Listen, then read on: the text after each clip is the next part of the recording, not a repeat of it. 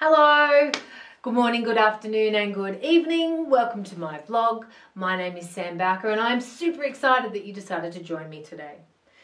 So what am I going to be talking about today? Well, today my whole mission is to debunk the concept of embracing the art of struggle. So what do I mean by embracing the art of struggle? Kind of sounds a bit strange, I'm sure. Like, why would anybody want to get good at struggling? Why just not choose to not struggle? Well, I guess that would be really great, but the reality is this. You and I both know that in this lifetime, there is going to be external factors that sometimes will be out of your control. Agreed, right? And sometimes those things will really stress you out and they will cause you to struggle. There is also going to be internal battles that you are going to have that are going to cause you some struggle. So you and I both know that you're actually going to struggle in this lifetime. That's a certainty. What if I could teach you how to embrace it? What if I could teach you to feel good about it? What if I could show you how to not only embrace it, but almost ask for it to come on? In fact, not almost, but definitely ask for it to come on. Find ways in which you can put yourself in struggle on a constant basis. Now, I hear you all going, oh my God, she's crazy. Why would anybody want to do that? Well, I will tell you, the single number one reason why you should absolutely put yourself in a state of struggle on a regular basis is that is where the growth occurs.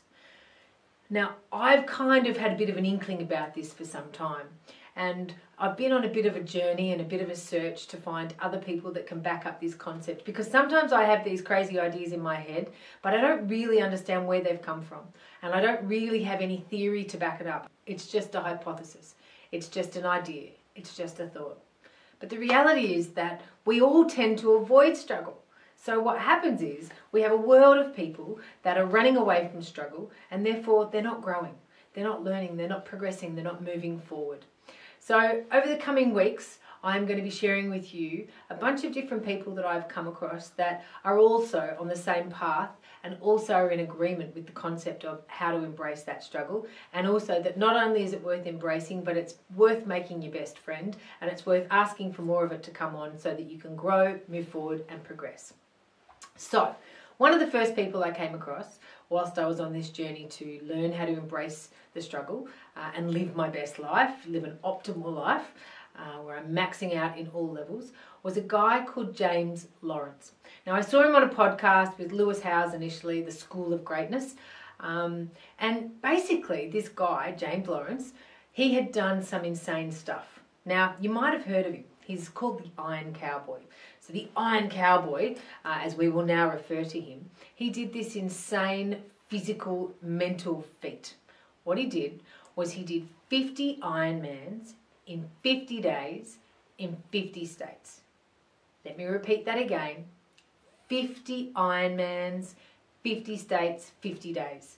Now, before I heard this story, I didn't really know what an Ironman was, other than to know that in my head it was kind of a run, a bike, a swim, and I have a vague recollection back in the day that Lisa Curry-Kenny, who's one of our Australian superstars, was involved in that Ironman series, and she was married to Grant Kenny, who was involved. That's kind of my own experience of what Ironman is, and if you're watching this from somewhere else in the world, you'll have no idea who I'm talking about, but anyway, that was my reference. But here's the thing about an Ironman. Here's what it actually is. Now, I don't know the exact numbers, but it is an insanely long swim followed by a massive run and then a massive bike ride. I think in that order. The average person who is really good at it will get this done in about 12 to 13 hours. That's one. This guy, the Iron Cowboy, he did this 50 days consecutively. He was averaging between 13 and 17 hours a day doing this event. And then he was getting in a van and he was driving through the night with his team of people, and then he was starting all over again. Now, I don't know about you, but to do one of those is insane.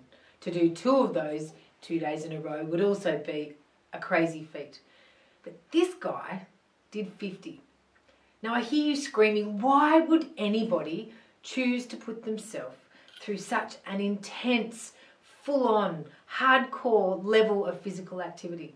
And I have to say, I totally agree with you. Like, when I first heard this guy's story in the initial few minutes of this podcast, I thought, this guy's batshit crazy.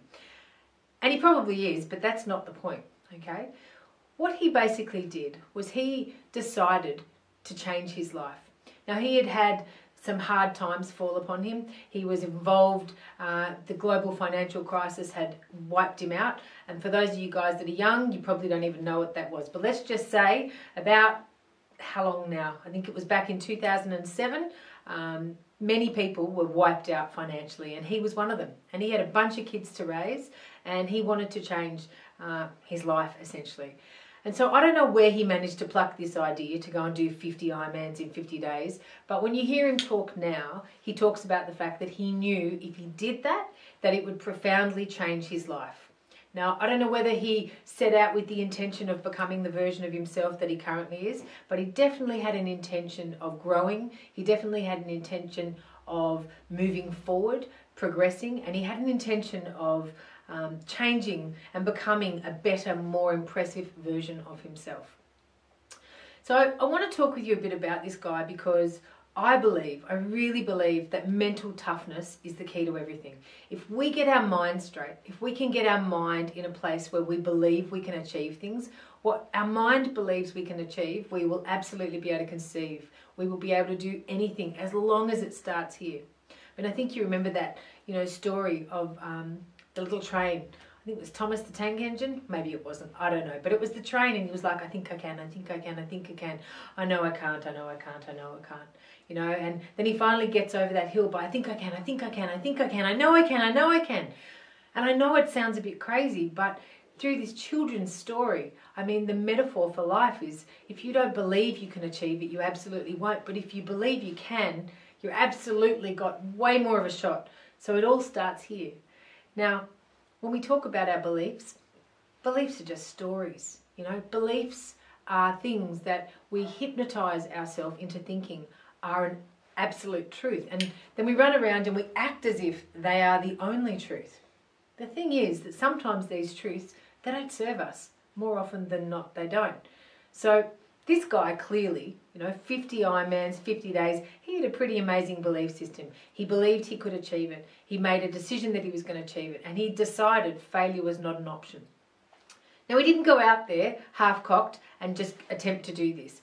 He trained for months. He'd also been training for years before doing the Ironmans. He'd done 30, I believe, in the year before. So he'd done 30 Ironmans over a year, and then he backed up with 50 in 50 days. But what he knew he had to do is he had to train his mental toughness. He had to train his brain to believe that it was okay and that he was able to achieve it. And he talks about how he did this insane amount of weightlifting, and people that, were in the field of Ironmans were like, hang on a sec, it's a cardio thing, you shouldn't be lifting so much weights. But he knew he had to have his body super strong because he knew that doing something from an endurance standpoint and backing up every day and doing it again and again and again, his muscles, his body, everything had to be super duper strong because he knew that he was probably going to get injuries.